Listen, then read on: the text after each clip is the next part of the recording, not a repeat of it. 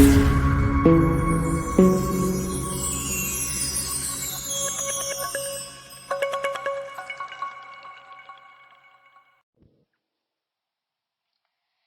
కోసం ఎవరి వెనుక పరిగెత్తవద్దు. అది స్వచ్ఛందంగా అందనప్పుడు దానివల్ల ఏ లాభము ఉండదు, బానిస కావడం తప్ప. చాలా మంది జీవితాలలో నన్ను ప్రేమించే వాళ్ళు ఉంటే చాలా బాగుంటుంది అనుకుంటూ ఉంటారు. ప్రేమ మనల్ని ప్రేమించేవారు ఉంటే ఎంత మహాభాగ్యమో అనిపిస్తుంది.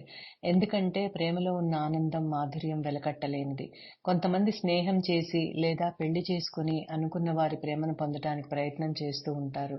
కానీ ఇక్కడ అర్థం చేసుకోవాల్సిన విషయం ఏంటంటే, ప్రేమ అన్నది లోపలి నుండి అవతలి వారికి లోపలి నుండి రావాల్సిన ఒక భావన. అంతేగాని నన్ను ప్రేమించు అని వెంటబడితే బలవంతం చేస్తే వచ్చేది కాదు. ఏ భావన అయినా సరే ఆ అవతల వాడికి లోపలి నుండి కలగాలి. అంతేకాని అడిగితే వచ్చేది కాదు. మనకు అవతలి వాడి మీద వారిని చూస్తూనే ఒక భావన కలిగింది అంటే అది ఇష్టం అనుకోవచ్చు.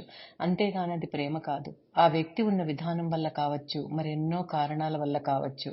మనకిష్టం కాబట్టి వారు కూడా మనల్ని ప్రేమించాలని అనుకుని వారి వెంటపడి నన్ను నువ్వు కూడా ప్రేమించు, నేను నిన్నెంతగానో ప్రేమిస్తున్నాను అని బలవంతం చేయడం వల్ల వచ్చేది ప్రేమ కాదు. ఏదైనా సరే బలవంతం చేయడం వల్ల వచ్చేది కాదు.